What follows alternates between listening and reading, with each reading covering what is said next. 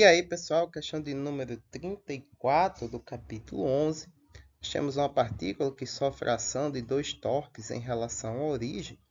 O torque 1 tem módulo de 2 newtons vezes metro e aponta no sentido positivo do eixo x. E o torque 2 tem módulo de 4 newtons vezes metros e aponta no sentido negativo do eixo y. Determine a taxa do momento angular em função do tempo, onde o momento angular é o momento da partícula em relação à origem, em termos dos vetores unitários. Bom, em termos de vetores unitários, ficou meio ambíguo isso aqui, ou meio estranho, porque, olha só, nós temos o vetor torque, no sentido negativo do eixo y, que é o nosso torque 2, e o torque 1 no sentido do eixo x positivo, ou no eixo y negativo e no sentido x positivo. Para a gente calcular o torque resultante, a gente teria que fazer o módulo do torque, do vetor torque, entre essas duas componentes, porque como nós temos mais de um torque, e pela definição lá que a gente usa da segunda lei de Newton, a gente tem um torque resultante, assim como temos uma força resultante.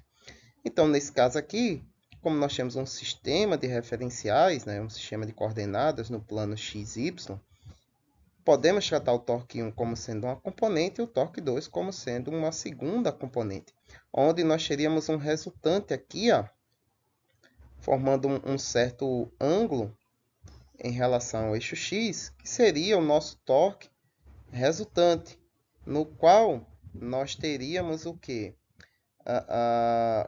A formação de um triângulo retângulo, onde o torque 1 e o torque 2 seriam as componentes desse torque resultante. Dessa forma, aplicando o conceito que a gente aprende lá no capítulo de vetores, no capítulo 3, o módulo do vetor vai ser a raiz quadrada da soma das suas componentes ao quadrado.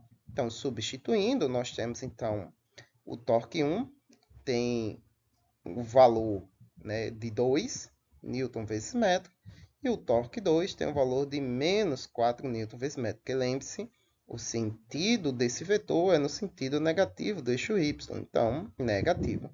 Porém, como ele está elevado a uma potência positiva, o resultado final vai ser positivo. Então, isso significa que o torque resultante é de 4,47 newton vezes metro. E pela definição deste tópico, da taxa de variação do momento angular em função do tempo, isso é justamente o nosso torque resultante. Então, significa que esse dl/dt é 4,47 newton vezes metro. No Halliday vai estar 4,5. Ele também calcula o ângulo em relação ao eixo x positivo, vai dar um valor negativo. Para fazer isso, é só fazer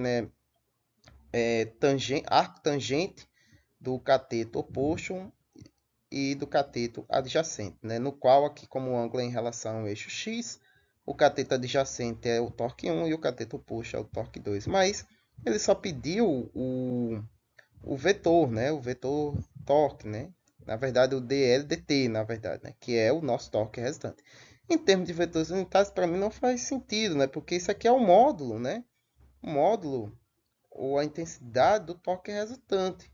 Então, ele não precisa ser escrito em termos de vetores unitários. A não ser que você escreva o torque como sendo o torque resultante.